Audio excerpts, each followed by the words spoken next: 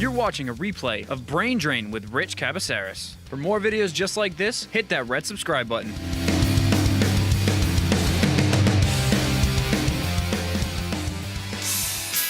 Good morning. You're listening to the legendary 1480 WSAR. I'm Rich Cabeceiras, and this is Brain Drain.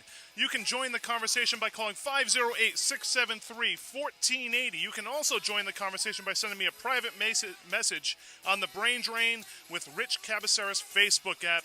And you know, we're going to be talking about some controversial issues today. So not only can you watch us on Facebook Live, you can watch us on WSAR.com, Spindle City Auto Glass Studio Cam. You can listen to us old school on the radio at 1480 AM, because that's right, we are the voice of the South Coast, the legendary 1480 WSAR. And today we're going to be talking about welfare, and we're going to be talking about why is it that welfare is set up in such a way that it doesn't necessarily enable people to get ahead. It actually kind of makes it so it's harder to get ahead. Because at the end of the day, we have to understand that people right now, if you are on welfare, and this is according to the Cato Institute study in 2013, and this is a conservative institute who came out with this research, but there really isn't much other research to support an opposite opinion. So they're saying that people are making, and according to the research in Hawaii and Massachusetts, they are making far more money than they would on welfare than they would at a minimum wage job. So usually when people translate from somewhere like welfare to a minimum wage job, it's supposed to be a stepping stone, but unfortunately they lose a lot of their benefits, and then they go ahead and they get a minimum wage job, and the system sets it up in such a way where they're forced to ultimately have to go back to welfare or struggle more than they did when they were on welfare. Why does that exist? Why isn't it set up in such a way where the welfare is a leg up, where on welfare you're incentivized to get back to work, and when you get back to work you don't lose anything? So we talk about how people are on welfare for their entire lives, and we're doing nothing to fix it. And I think part of it is because people are turning a blind eye to it. And the second that you talk about it, people say, well, you're attacking the poor, you're attacking the poor. That's not the case at all. I think we need to have some adult discussions, and as opposed to pointing the finger, how about we show some facts in order to be able to support what is actually going on here in society. So we talk about how so many people are on welfare, yet we don't have any solutions to help them go and get a job. And then up in Maine, there was the governor who said, you know, we're going to get people to start doing work if they're on welfare. They're going to have to go out and they're going to have to do some type of work in society. And people screamed and ranted and raved about that. And maybe that is a necessary first step to kind of get towards a subsidized work program like happens in Europe, where people, once they get off welfare, they go and find a job and they still have access to things like their EBT. They still have access to things like their health care. Because at the end of the day, right now, if you decide that you want to leave welfare for whatever reason and you're on welfare right now, you know what happens? They're going to cut your EBT. They're going to cut your health care. They're going to cut your daycare. They want you to get back to work, but you're going to lose the ability to pay for your daycare for your kids. How does that make sense? Because ultimately we should be getting people to get back to work, not the opposite way around. Is this something that's created in order to be able to build a bureaucracy? Caller, you're live on 1480 WSAR. Good morning. Good morning. Great topic. I get frustrated at times when this topic comes about. You know, my wife works full-time. I was working part-time, and then I was moved to full-time. So we were both working full-time now, and I lost everything, absolutely everything. No health insurance, nothing. And when I try to get help, they actually encourage you to quit your job. Right. So the bureaucracy. You know, the thing is they need, and I don't mean to cut you off, Rich. I apologize for that, but I just want to get this point in if I could. We need to find a catch base for people that I make where I can't afford Obamacare. That's just, forget about that. I don't know if you've gone on that website and seen the prices they want, but I make too much for, let's say, mass health. So what about the people that can't afford health care but make too much for mass health? What are we doing for those working people? And I want to stress that word, working. What are we doing for those working people? I have absolutely no health insurance. I was on medication for my blood pressure and my cholesterol, and I was paying a little bit on Mass Health. I wasn't getting full Mass Health. But when I moved to full-time, I absolutely lost everything. So now I'm out of my medication. I can't afford them. I can't afford to go see the doctor to continue that medication. What are we doing for the working people of the state of Massachusetts? I'm waiting to see, I know we like to call them our delegation, I'm waiting to see someone step up to the plate and take the initiative to say, hey, you know what? I'm going to go work and pound the floors of Boston and get something so these people that can't afford health care, make too much for Mass Health, have a way of getting some type of health insurance. I'm waiting for that. I'm waiting to see that. Well, caller, and here's another piece. Say, for instance, you're self-employed. Are you self-employed or you work for somebody else? No, I work. I work for someone. All right. So even if you are self-employed and you're making, say, $35,000 a year, or if you work for somebody and you make $40,000 a year, people are still making more than you in benefits and everything else on welfare. So then when they decide that they want to get off welfare and be part of the productive society again, guess what happens? They lose their daycare for their kids. They lose their health care because they're making too much money. And then when you decide that you get sick, guess what happens? They say, hey, you know what? You have to quit your job if you want health care, or you're paying for it out of your pocket. That doesn't make sense. No, you're absolutely right. It doesn't make sense, Rich. And I think we need to give the people – see, that was me. I was working part-time, but I went back to school. So that I could move up into full-time. I did that, and I lost everything. There's absolutely no help for someone like me and my wife that work full-time, okay, and can't afford the health insurance because it's just a ridiculous amount of money. But we make just above what we needed for Mass Health. So now we're stuck with no health insurance. But what makes me laugh is when I go do my taxes, they fine me for not having health insurance. If I could afford it, I would have it. It's not like I choose not to have it. So they're doing nothing for the working people, and it gets so frustrating at times. I don't want to quit my job and go on welfare. I don't want to do that. But at some time, and I wouldn't be able to get anything because my kids are grown, so I wouldn't get no help, nothing from them. But we're not doing, and my point is the health insurance and making these people, go to work or go to school and do something to get off the system. I think it is the government just wants us to be dependent on them. And that's, the way I feel sometimes. Caller, thank you for your call. I appreciate your perspective. And the thing that we have to consider is, what if you are a working parent, you're a single mom, you want to get back to working again? Actually, somebody commented on Facebook that they have a job, and the sole purpose of their job is to pay for daycare for their kids so they can go to school, they can go to work, or do whatever else. So if you're doing the right thing, if you're going to work full-time, if you're trying to go to school and better yourself, the system keeps on trying to hold you down, and you're still worried about how you're going to put food on the table. Call, you're live in 1480 WSAR. Good morning. Hello, caller. Hi, good morning. Good morning. How are you doing today? Good, how are you? Not bad. I like the last guy. It gets me crazy, too, because I think welfare should be for the people that do work, that need extra help. I work in a store that accepts food stamps, and I see a lot of people that are perfectly able to work, that live off the system, that come from other countries. Not that I'm prejudiced against that, but, they come here for a better life. They should come here, find a job, and, get the extra help they need. But why should people that work, that make minimum wage, that bust their butt for everything they have, pay for these people to sit home and do better than them? Well, caller, let me stop you right there. I don't want to turn this into a class warfare thing. And the reason is because ultimately everybody's suffering. If you're out there busting your butt in order to be able to make a living, then you're struggling. And the other thing is, if you're on welfare and you want to get off welfare, you're stuck there. It's so difficult to be able to make the transition. So pretty much anybody who's middle class or under is getting screwed by this whole welfare system. Exactly. So, and that's even if you're somebody who was born and raised like me. I grew up in a household on welfare, and my sisters and I, we were all fortunate enough to not be on welfare today, and we work hard in order to be able to get by. That being said, it's difficult to make that transition because there's constantly this ceiling that's holding you down and trying to keep you poor. Even our elderly, my grandmother, when she was alive, and applied for welfare, didn't work, was getting a check for $500 a month from Social Security. I think they gave her $14 a month. She could, in food stamps. I mean, what how is that okay for, for our elderly and for our disabled veterans and people that serve their country, people that worked all their lives and have nothing now? And Cole, I want to add another wrinkle to this. Somebody actually posted on Facebook, what if you go and get a good union job? I'll tell you what, there aren't enough good union jobs out in the country to be able to support all the people who need a good job.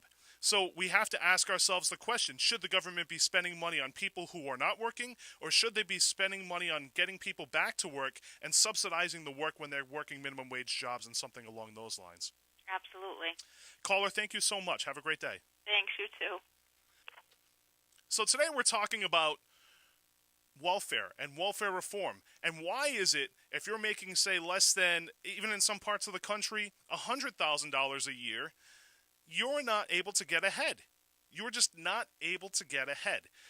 Because at the end of the day, and I'm saying that a lot today. I'm not going to say at the end of the day anymore. And if I say it, call me out on it. But politicians continue to say that we are here to support the middle class. But you know what? You listening today are the middle class. You are the people who are working hard every single day to try to get by, and there are very little benefits supporting you. Really, what's happening is the Republican Party is supporting the ultra-rich, and the Democratic Party is supporting the ultra-poor. They're incentivizing people to not work on the Democratic Party, and they're pushing people to be poor on the Republican Party. So who is supporting the middle? And there's no clearer version of that or indication of that than welfare. If you're making, in Massachusetts, $35,000 a year, you are more likely than not able to get something like health insurance. You're more likely than not able to get daycare, subsidized daycare. One of the largest costs in at least the Northeast is daycare for people to go to work. So if they want you to go to work, why is it when you get off welfare, one of the first things that's cut is daycare? Why is it that one of the first things that's cut is healthcare and the ability to put food on the table? If they want you to go to school and work at the same time, if they want you to pay taxes and be a productive member of society, why are those the things that they take away from you? Why is it that if you make less than $40,000 a year, you don't have access to health care? Because your employer's probably offering you health care, right? But usually if that employer is offering you health care, it's either unaffordable or it's not good health insurance. Because there are a lot of people who work 40 hours a week, and let's say I've seen it a lot in the human services industry. So if you go to people's houses and you help them with kids who are autistic or something along those lines, you might be making, with a bachelor's degree, even a master's degree, $40,000 a year. But look at the health insurance that your employer provides you.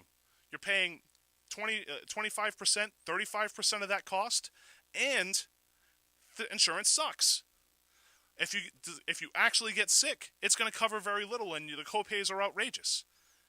So what is the country doing in order to be able to fix this? What is happening? Where have we lost our way? The wage gap continues to grow. Minimum wage is increasing at a rate that's far beyond cost of living. We're talking about $15 an hour. $15 an hour for a minimum wage is going to make the middle class poorer. It's going to increase the wage gap, and sure, those folks who are making $11 an hour are going to feel really good for the first couple of years, and then you know what's going to happen? The cost of living is going to go up. The cost of your milk, the cost of your food, the cost of everything else is going to go up, and it's going to make you, who is making $40,000, $50,000 a year, a little bit poorer, because you can't compete with that. Go ask your boss if they're going to give you a 30% raise because minimum wage is going to go up. I know I couldn't do that. I know the general manager's sitting in their office right now saying they couldn't do that. I know if you're watching on Facebook Live, they're saying you're not going to be able to get that 30% raise. But we're doing it for the minimum wage. So at the end of the day, I said it again. See, there we go. I can't say that anymore. I'm going to slap my hand. We can't. We have to start realizing that we can't just help the poor and expect it to fix everything. We can't just help the wealthy and expect it to fix everything. We need to come up with global solutions. And there's no better way to do that than to look at some of the European models. European models, they have subsidized work. So if you're addicted to opioids, if you're on welfare or you lose your job or you're working minimum wage, they will subsidize you. They will give you access to health care. Everybody has access to health care in Europe. They'll give you access to health care. They'll give you access to daycare. And what ends up happening is the people who are poorer, the people who call themselves middle class, but they're really the working poor. And you know what? If you're making under $45,000 a year here in the state of Massachusetts, you're probably working poor. Regardless of where you live in Massachusetts, you're probably working poor. So if you're part of the working poor group, you would have access to something like daycare for your kids. So you're not dishing out $1,000 a month to get your kids daycare so you can go to work every single day. You should have the right to work.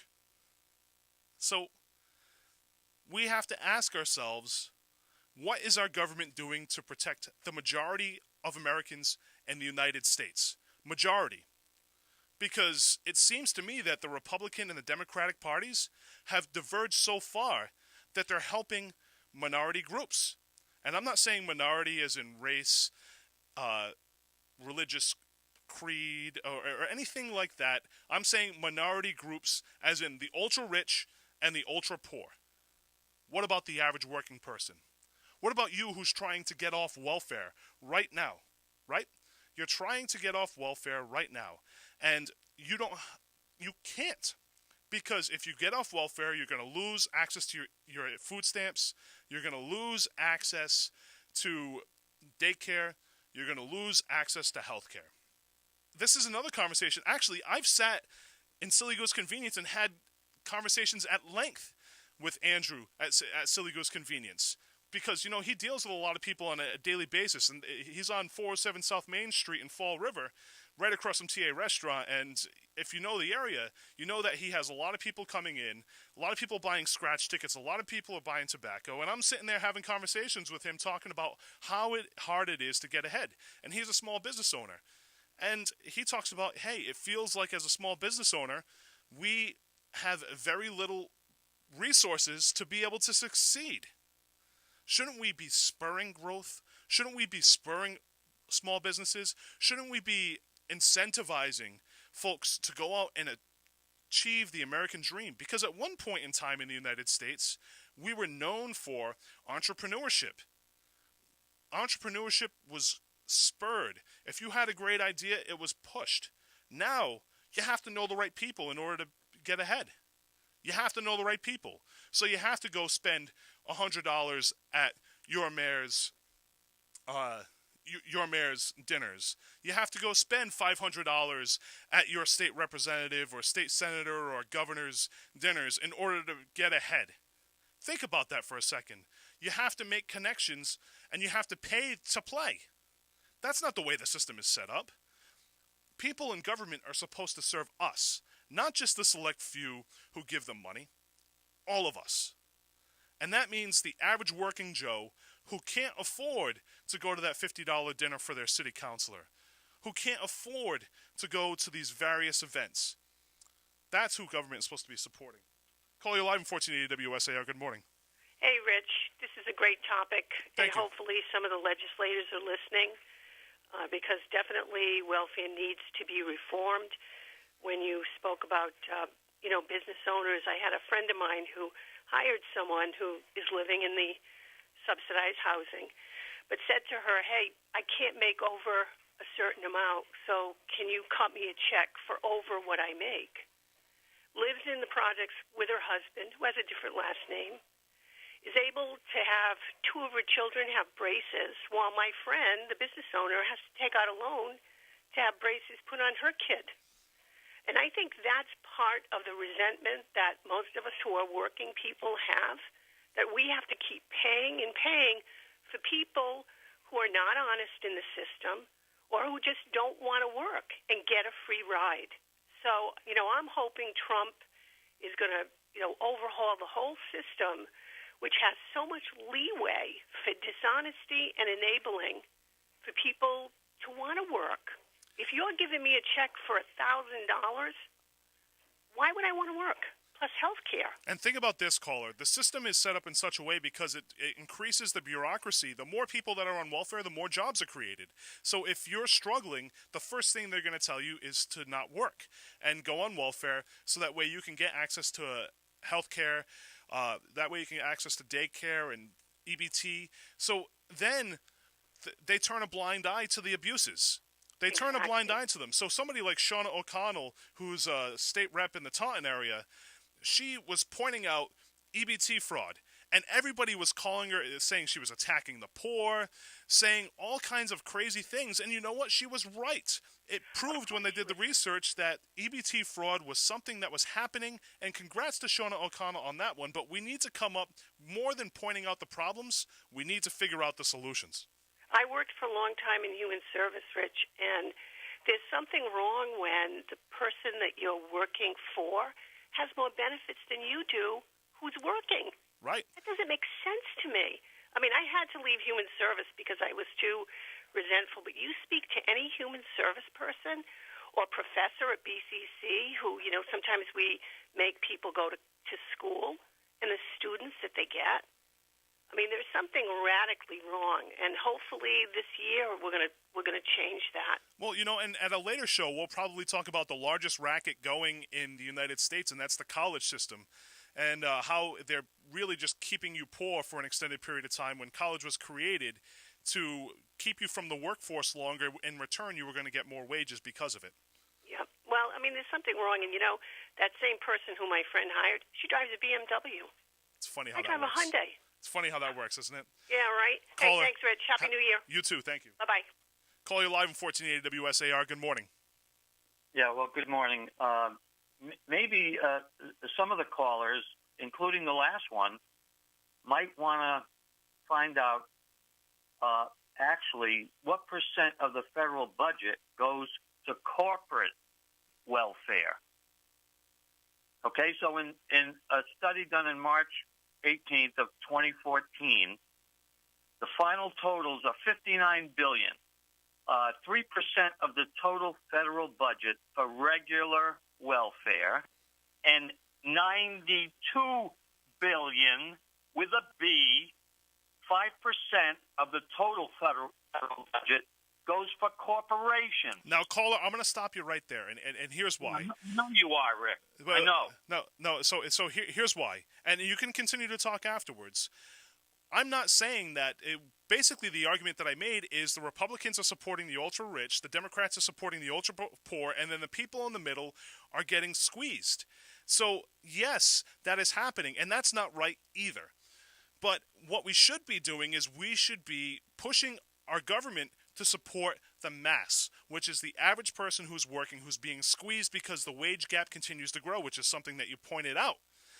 But we also shouldn't point to that and say this is okay because that's happening, or vice versa. We shouldn't point to the welfare problem and say, well, this is a problem, so that way we shouldn't talk about corporate welfare. We should be talking about how to fix the system as a whole, as opposed to pointing the finger and all that does is kick the can down the road. You're fighting the politician's argument by saying that. Caller, what say you? What I'm going to tell you is both of the parties are complicit in giving money, corporate welfare, to companies. Boeing, $80 billion over a 5-year period. What the heck does that do for the middle class? Right. For that woman who just called. Right. And her situation, or anybody, especially, most markedly in the city of Fall River. And that's Come on. We've got the lowest per capita family income, as you probably know, in the Commonwealth.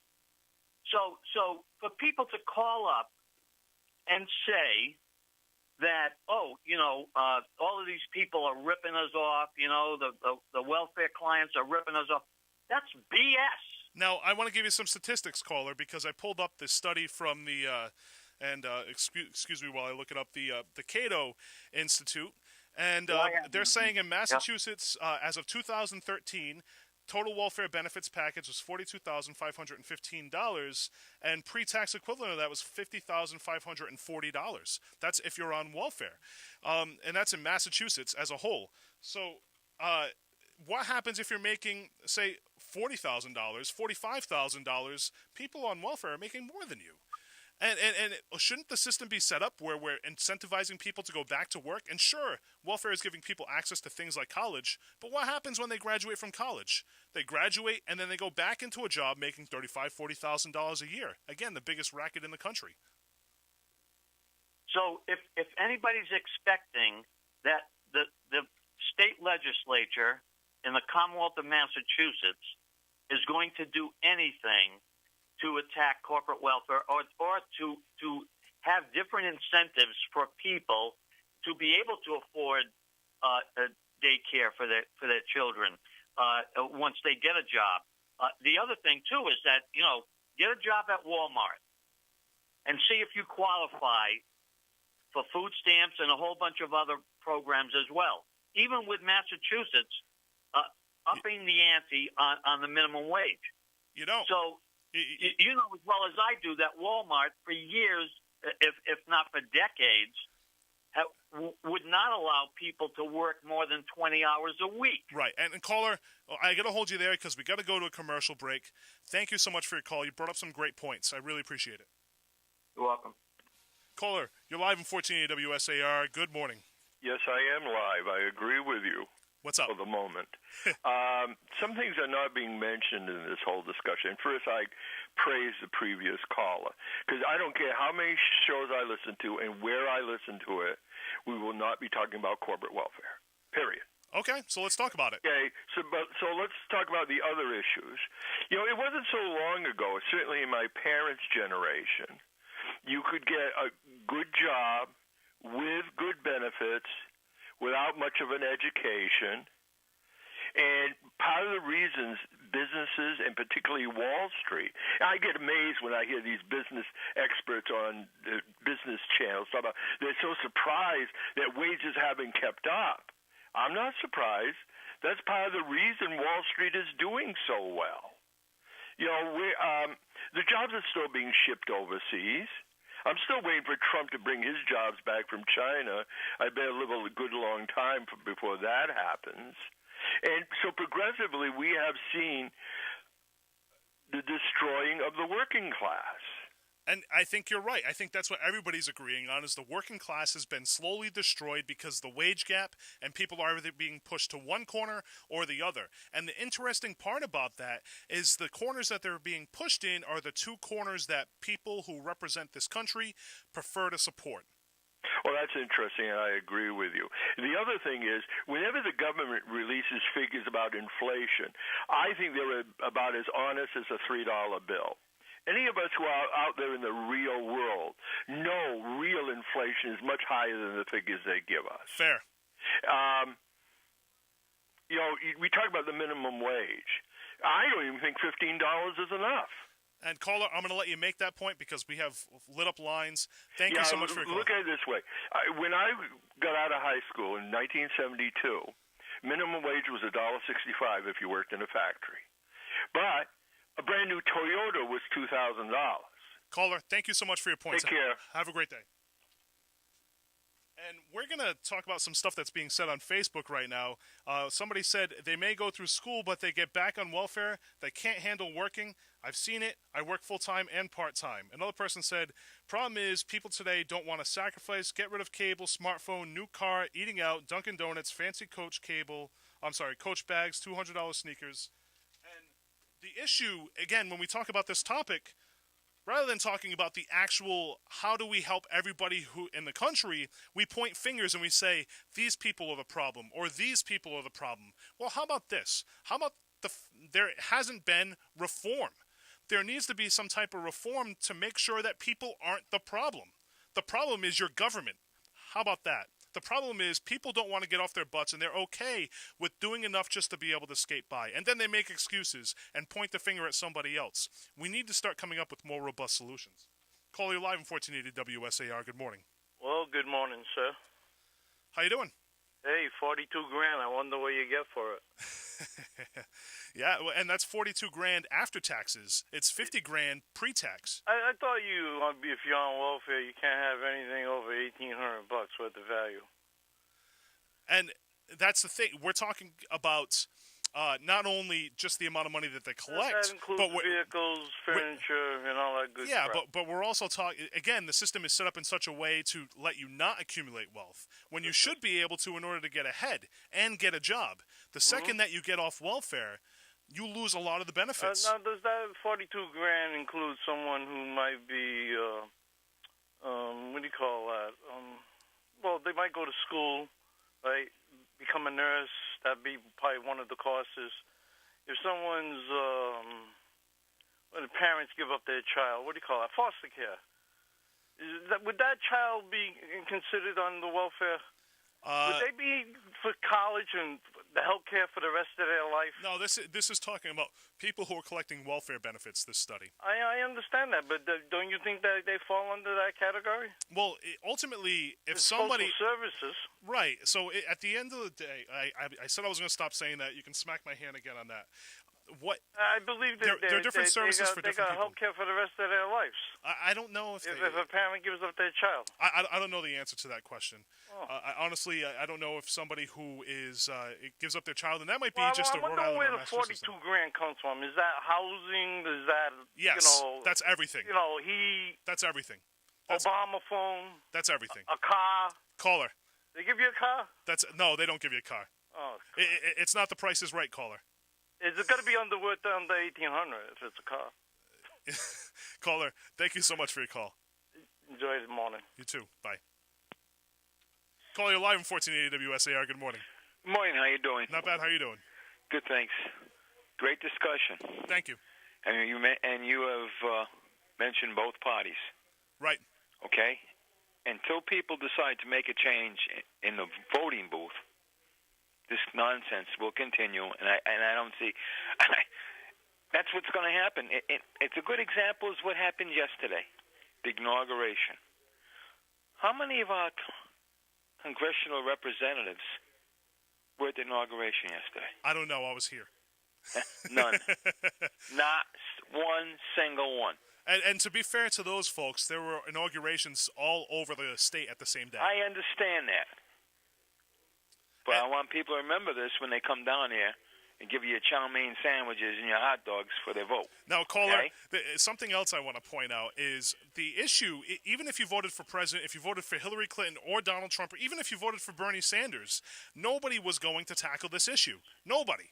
They weren't talking about it. Because they're in their pockets. You voted for John Kasich like me. You voted for anybody. Control what's going on statewide and on a federal level. These people come in to Washington. A lot of them aren't millionaires. And let me ask you this: caller, if you're a good attorney, before you go, caller, I got to interrupt you because we're going into the news. So okay, make your but last think about point. it. F. Lee Bailey didn't become a politician. Bye. Bye.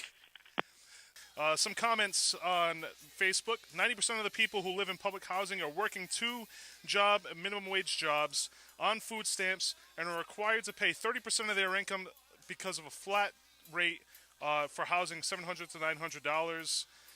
And they don't have the ability to get off welfare altogether. Somebody else said, should a welfare recipient be entitled to a child tax credit? Since they don't work, why would they get a child tax credit? We're going to go right to the calls. Call, you're live in 1480 WSAR. Good morning. Good morning, Rich. How you doing? Not bad. How are you doing? I am well. I want to give you a quick. I'm going to give you a quick budget, and then I want you to tell me after if you think the minimum wage should go up. Sure. I'm going to give you a budget based on $15 an hour, so not even the minimum wage now, but $15 an hour. Okay. And let's assume someone works about full time, like 35 hours a week, somewhere in there. After taxes, they have $1,700. They're going to spend $800 on rent, $150 on a car, $100 on car insurance, $200 on utilities, $200 on groceries. Caller, Actually, before you go there, I actually did this, and I'm going to beat you to the punch on this. Hold on one second. So it's if somebody who's making $15 an hour, they're making $30,000 a year.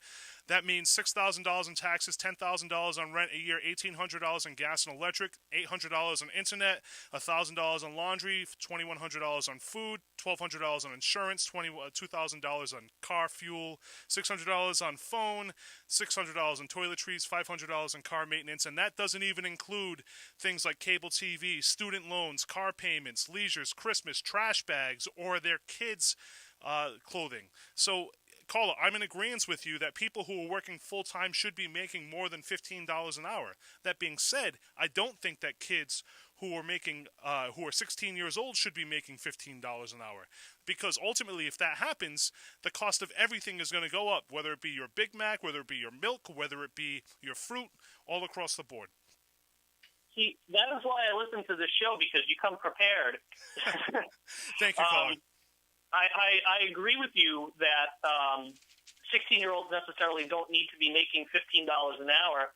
But the fact of the matter and the reality is there are plenty of people who are working poor who, one might make $15 an hour. They don't even make that. They make, what is minimum wage, like $12 or something? Minimum wage is $11 right now in Massachusetts. $11.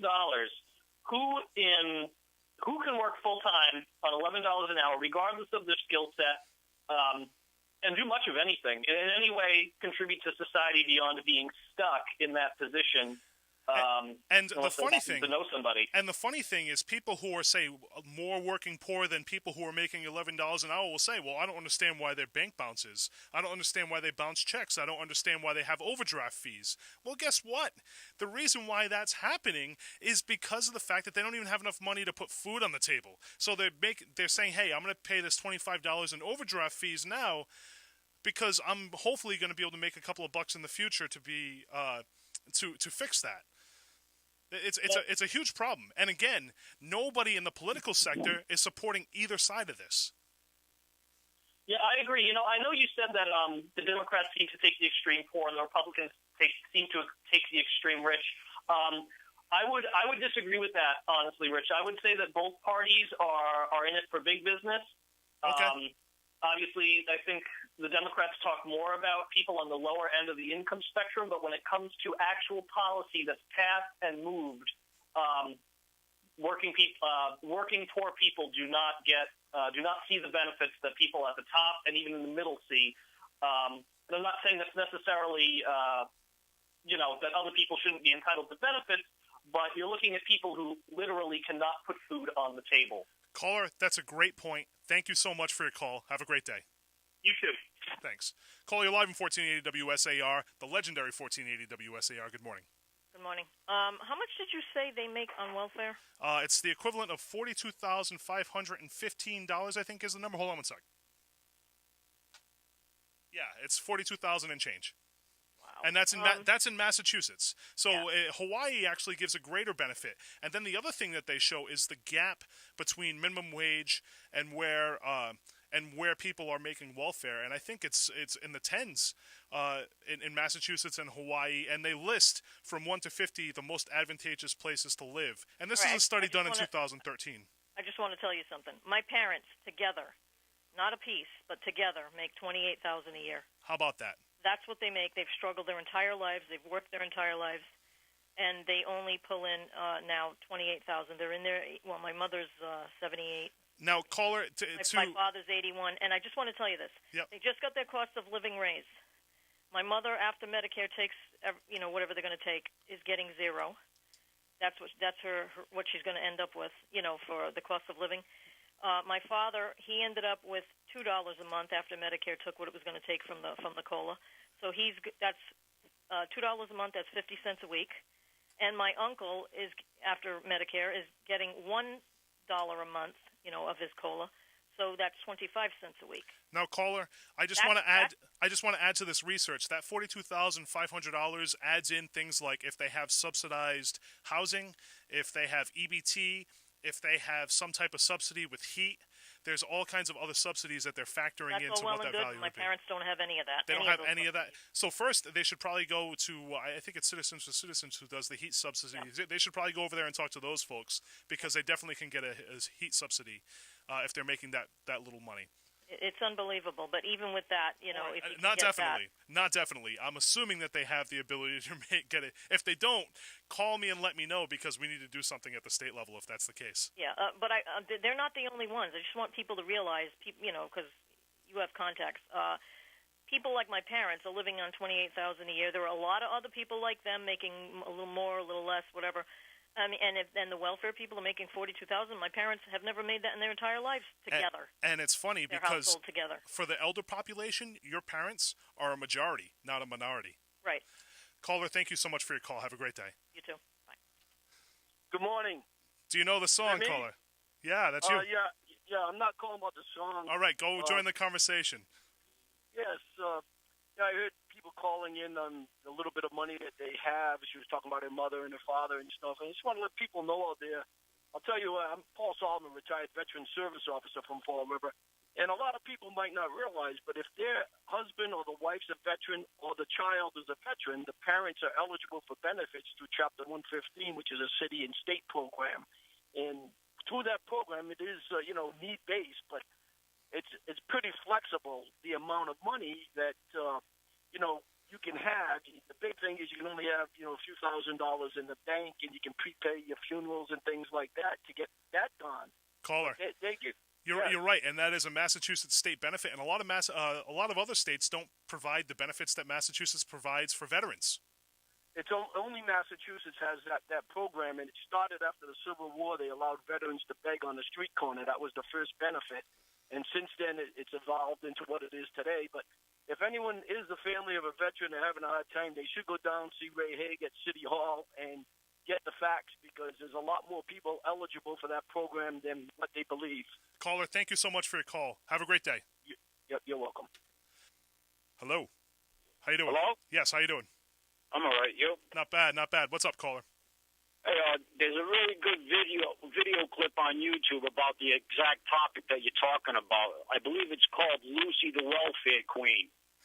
And she basically, she called into a radio show basically like yours, explaining why she shouldn't work, because the government gives her everything she needs, and then on top of that, if she wants extra, she can just go out and do side work.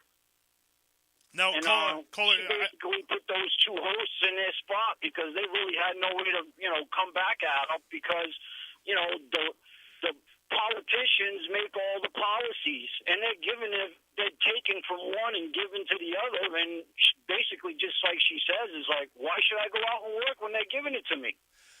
Caller, I think it's important to understand that there are people abusing the system on both sides. That happens, and actually, it's way beyond the system being abused. It's being taken advantage of. If you let me finish, caller, the system abuse, taking advantage is different from abuse. Abuse is actually further, and I think a lot of what's happening is there's a blind eye turn to it, as opposed to just saying, "Hey, we're going to fix this." So, who's turning the blind eye? The politicians are the ones that have created it, and now they're turning the blind eye to it. Now, the thing that I want to be wary of is I don't want to point to that one woman and say everybody is doing that, because she's probably not even in the majority. I'd say a minority is doing it, and and that's coming from me, who grew up in a household on welfare and has seen firsthand how the system kind of keeps you there and incentivizes you to stay there, and if when they start pushing you off, people start to go through last-ditch efforts to stay on there even further. So, caller, I understand where you're coming from, but I want to make sure that we're not painting everybody on welfare with a broad brush with this. One last thing is that everything that we do is by contract. We sign for all of this problem that we've got, so we have actually nothing to complain about, because we are all contracting to this. So, caller, thank you so much. Everybody's whining and complaining, but look in the mirror, because it's your own fault. And I'm also to blame. Caller, thank you so much for your points. Have a great day. Caller, you're live in 1480 WSAR. Good morning. Good morning, Rich. How you doing? Not bad. How are you doing? All right, good. So what's up? This cost of living, this welfare stuff, it hasn't been adjusted to the cost of living. You ran some numbers. I don't got anything in front of me. I'm waiting for stuff to load up computer-wise. I've done a lot of research on this. I mean, back in the 80s, they used to call them welfare queens. So, caller, I grew up in a welfare household, so I can tell you I knew exactly what the slander was towards Right. those folks, and we can't point towards the people because No, I'm not. the system. No. I got a bigger thing to say. And I just want one more statistic to go out there. In Massachusetts, the difference between minimum wage and somebody making welfare per hour difference is $13.30. I know people on disability, Rich. They don't even get $18,000 a year. In Hawaii, it's $19.88. You know what happens? We have to overhaul. You know how FDR came out with the New Deal. You know, the Depression. You know, help people out. That's what this was invented for. That's what this purpose was for. But then you have the rich elite people on this you know they you know what they want us the poor, Rich. You know what? Without getting into numbers and everything, they want the poor to fight amongst themselves. They want the drug addicts to actually kill themselves. Less people, less population.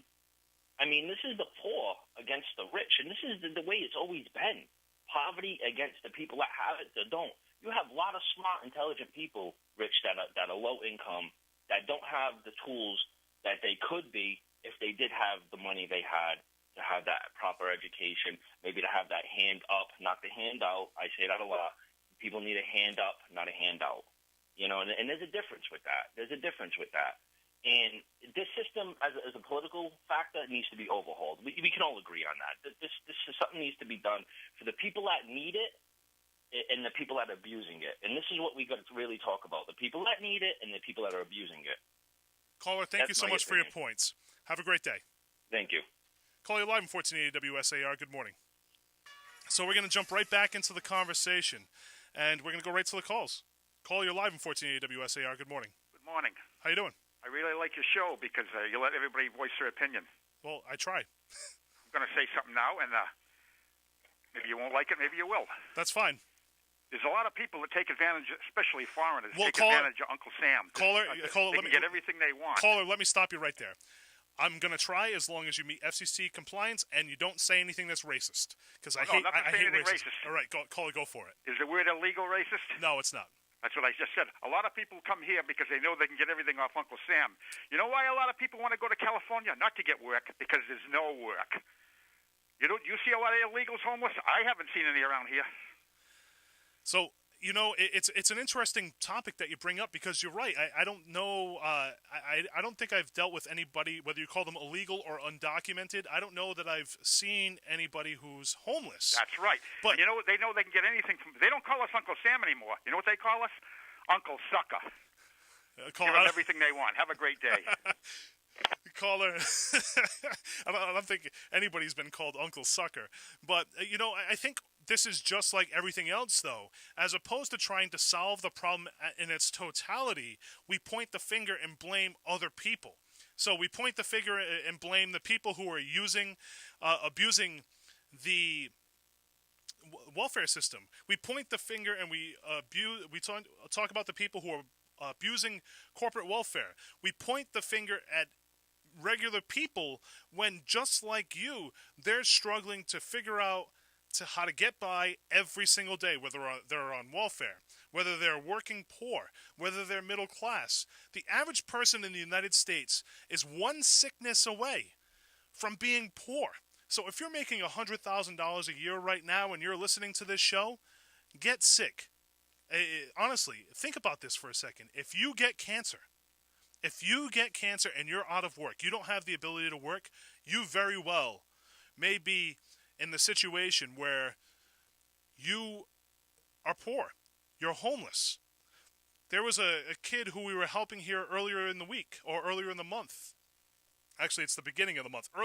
Later last month, who got into a swimming accident and was homeless and couldn't find a place, is paralyzed from the waist down, and was homeless, sleeping on couches, and had to be carried down the stairs because there were no facilities available to this person. Thankfully, we had somebody great like Laura Washington in the studio who's really helping those folks out. I'm glad that we had the opportunity to help them, and hopefully everything goes through. But think about that for a second. Anybody at any point in time can get into a car accident, can get sick, And everything that you worked for is vastly different. It's completely different, and your situation has changed so much so that you don't know what tomorrow is going to bring. So as opposed to pointing the finger at the poor and saying that they're the problem, when they're just trying to figure out how to get by in a system that's confusing, and a system that when they want to go back to work, they lose $12 an hour, $13 an hour, $10 an hour by getting off welfare and going to work and figuring out how to struggle, how to get by while struggling. These folks who are getting off welfare are going and transitioning to jobs that are working 60, 70, 80 hours a week, 2 full-time jobs, and in turn, they're making peanuts. They're making peanuts compared to what they were making on welfare, and they lose their subsidies. So if you're a state legislator, or if you're a congressman and you're listening to the show right now, if you're an aide, if you're a city official, if you're a town official and you're listening to the show right now, you know how you make a name for yourself? You start representing all the people of this country. You start representing all the people of your state, of your city, of your municipality, your town, whatever, your county. You start representing everybody. Stop playing the political arguments and start saying, hey, what can I do to make sure that people who are struggling no longer have to struggle? Because people who are struggling aren't just those on welfare. It's the working poor. It's the folks who are outside banging nails in a roof right now. Because there are people out there right now in this temperature who are putting new roofs on. And that's in Massachusetts. If you're in California, you're experiencing some great weather. It's a great time to put a roof up. But if you're here in Massachusetts, your hands are split, your fingers are splitting, you're outside in the cold, and you're up on a roof, or you're out painting, or whatever you're doing, and you're having a tough time. You're figuring out, am I going to be able to pay for health insurance? Am I going to be able to put food on the table for my kids? What happens if I get sick? We had to call it one of the first callers of the show. Call in and say, I can't afford health care, so I run the risk. Think about that. Think about somebody who works outside or in the construction industry and isn't making enough money in order to get by. Think about that. That's scary. And these mandates, the mandate that just went away in the tax reform that the Republicans pushed, was a mandate that people were willing to pay anyway and still not have health insurance. I know it because I did it.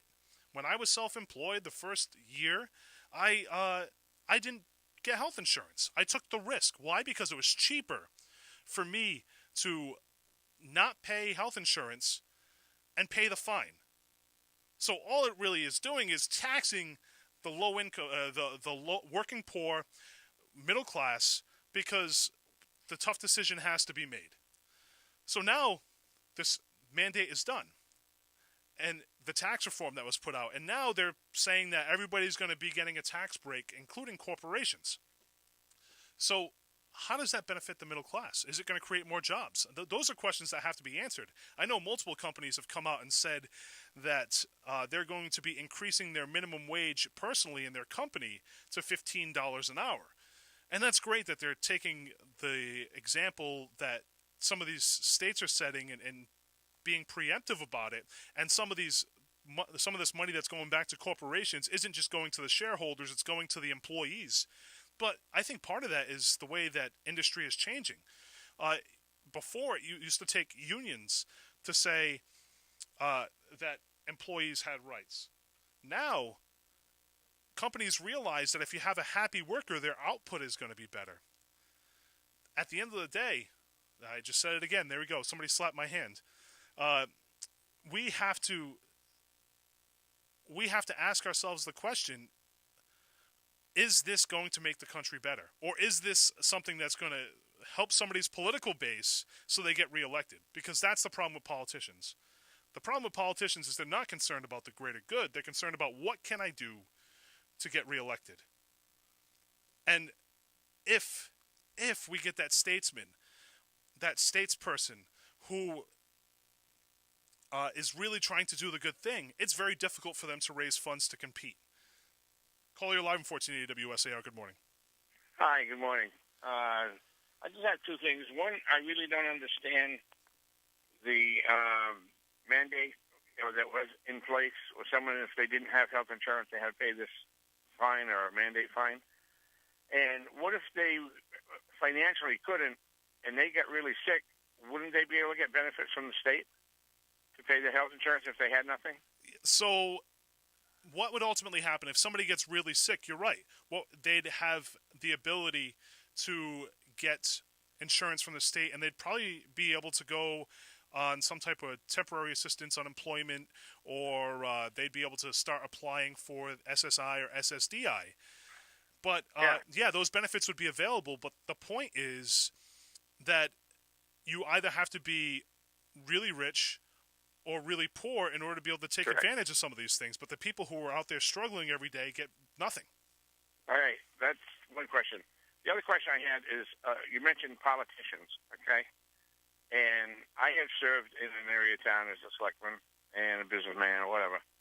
But I have for years made the distinction, and I am probably going to be taking the task for this, that if you are, let's say, a state rep or a state senator or have been there for years, to me, I don't consider them being in public service. I consider them being in public employment.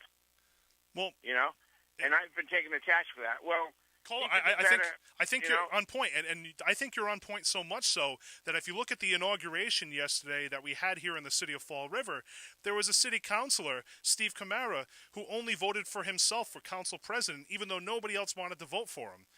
That's somebody who's been in the system for almost 2 decades, has been council president before, and you're right, he's ultimately collecting a paycheck at this point. That's what they do in Canada, isn't it? Bye. Call, have a great day.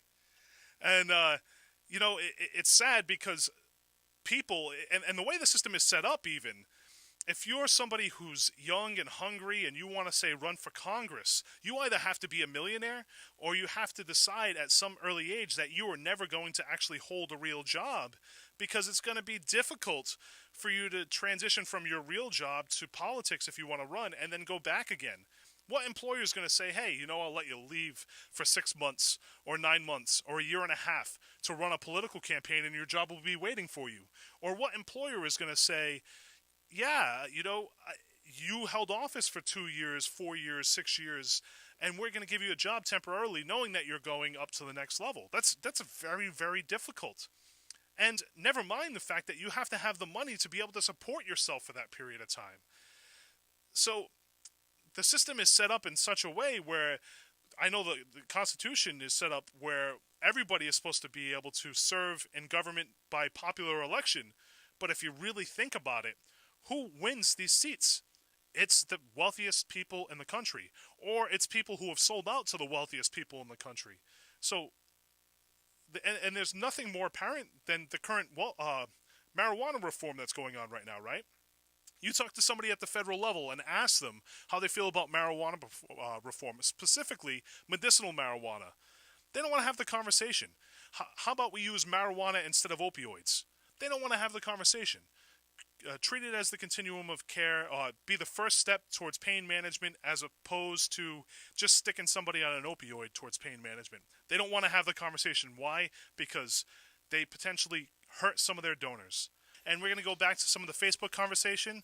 And there's a United States Census Bureau saying that the Bureau is saying that nearly 1 in 5 people have a disability in the U.S. And also saying, I'd like to know what people consider welfare. AFDC, WIC, food stamp, Section 8, heating assistance, mass health. Some people might throw in SSDI. So, you know, that's a great point that the caller is bringing up, because welfare and SSDI and SSI are 2 different things. Caller, you're live in 1480 WSAR. Good morning. I know I called before. Thank you for taking my call again. What happened to doing the right thing? What happened to just doing the right thing for people? Now, caller, I'm going to make the exception this time, but next time we're not going to take the second call. But go ahead. The right thing. You're right. What happened? What happened to people doing the right thing? What happened to compassion? We know things are wrong. We know things are wrong in the system. Politicians, whatever, like you say, elected officials, keep doing the same thing over and over. You keep doing the same thing over and over. It's insanity, right? And right. expecting a different result. It's insanity. So, like I said, something needs to change. So we try to do the right thing, but we get slapped on the hands for doing the right thing because it's wrong in other areas for other people. Perfect example. I don't mean to bring this up, but this is kind of a black mark on the city where I don't know if I'm sure you've heard of this, but somebody came forward at BCC, and that person got fired because somebody was being discriminated. Now, that gentleman was doing the right thing. That's a black mark on the country. That's a black mark on business. That's a black mark on colleges. I agree. But this is what this goes back to the whole welfare thing, Rich, where we seem like we're doing the wrong thing and it's right, and the right things are now wrong. So I get it. I get that we're trying to help people who are poor, and poor people need help. People who don't have enough money in order to be able to get by need help. And there's no doubt about that. We should be doing everything we can. But giving people something and saying this is more than you're going to get if you're out in the workforce is not helping them. It's creating a system where they're reliant on it. And Rich, I know people personally that are around the system that go work, and they say, why go work? Because they get their health, their medical taken away, their wages get garnished. Caller. Let's say they owe other things, their obligations, child support, et cetera, that things get garnished, and at the end of the day, when they get off the system, there's no point for them to work because the corporation penalizes the worker or the person that's trying to get off of welfare assistance, penalizes it, and they make less money, Rich. That's right. Something's got to change where the corporate and the legislation's got to pass something where there's incentives for a certain amount of time so that person or that family can become sustainable in that force for, let's say, a year or two, and then once they're sustainable, then slowly cut back the benefit. Now, caller, I think you're so on point. It's unreal. Now, it's not just people who are trying to get off welfare and go back to work. There are people who are graduating from high school, graduating from college, and saying, but PhDs and bachelors, I know. And they're saying, hey, I'm I'm making more money on welfare. If you graduate with a PhD in something like humanities or something that is human services related, you're probably going to get out of college and make $50,000 a year and have $160,000 in student loan debt, and that's being conservative. So I'm discriminatory. I know somebody that works for a company. I heard one of their managers said that, I wish I was disabled in the background while they were stocking stuff in the back. I'm like, you want to really say that to somebody that's really disabled? And actually, there's another show on here called Law Talk with Saber and Aspen, and they're attorneys. And it's funny because people will say that they want to be disabled until they're actually disabled, and they realize how their life is actually ruined because of that. And I say this over and over again, if we don't talk about these things, they're not going to change. Right. And the best way to do that is for people who are in politics to take the words middle class out of your mouth. Because the Democrats are saying that they're helping the middle class. The Republicans are saying that they're helping the middle class. But who is directly impacted by the direct policies that they create? The ultra-poor or the ultra-rich. Meanwhile, you and everybody else who is suffering is struggling to get by. And if you're ultra-poor, they're putting money into the system in such a way where you don't have the ability to not become ultra-poor. You become reliant on the system. Do you think the corporations are going to actually funnel this money down? Because I don't. Because, I actually do. I think because it's going to be corporate tax cuts as opposed to individual tax cuts, I think that there is going to be money that funnels down. And here's the second piece. Not only is it going to funnel down, but people who have 401ks and stuff like that, if it does go to profits, they're going to be able to experience more money in their 401ks. So I think it is going to funnel into the working class people through the corporate tax cut. I think it's a little bit different than the trickle-down economics theory, just a little bit. We just need to get along, Rich, be compassionate towards one another, hear everybody's ideas straight out, right from the gate, and let's maybe come to the table, just like North Korea's hopefully coming to the table with South Korea. Nobody wants a war.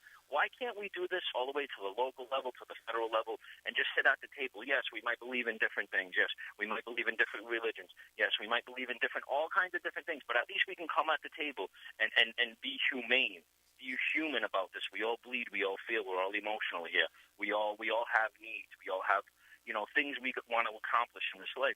Why can't we just get to the table as humans, as reasonable humans, compassionate humans, and let's tackle some of these issues for 18. This ain't rocket science. Now, caller, and I'm going to add something to that. How about we start focusing on policy that allows everybody to attain the American dream, not by just collecting, but by working? Because people who are on welfare actually want to work. The issue is the system doesn't allow them to work. Because if they go back to work, they lose money. So how about they lose their medical? That's another thing. Some people that are disabled or on welfare, they need that medical. And as soon as they go back to work, they lose that medical, or they got to pay X amount of money into that medical. The more expensive part isn't medical; it's child care. Child care. Who's going to babysit the kids? That's another reason. Yeah, who's going to babysit the kids while you're out working? Single moms. Who's going to help that? Single dads. Who's going to help that? Or mom and dad who are going to work and can't afford to put their kid in daycare. I have a cousin that owns a house. They never see their kids. Because both parents are always working two shifts. Caller, you bring up some very good points. I'm glad you called in a second time. Please don't do it again. But I'm glad you called in a second time. Have a great day. I'm just trying to get my point across that we're not doing the right things. It seems like what's wrong is right and right is wrong. Have a great day. Thank you. So we went on a wild ride today. We talked about poverty. We talked about welfare. We talked about the ultra-rich corporate welfare. We talked about the poor and welfare. And we talked about how two parties are looking at helping the extreme poor or the extreme rich. And how about we have this other party or this new group of Democrats and Republicans who come out and start focusing on helping the majority of the people in the United States, the working poor, the working class people, and giving people the ability to join that group. Because all legislation at this point in time is stopping people from being middle class. Instead, it's pushing them towards working poor or ultra rich. This is Brain Drain. I'm Rich Cabeceiras. I had a lot of fun today.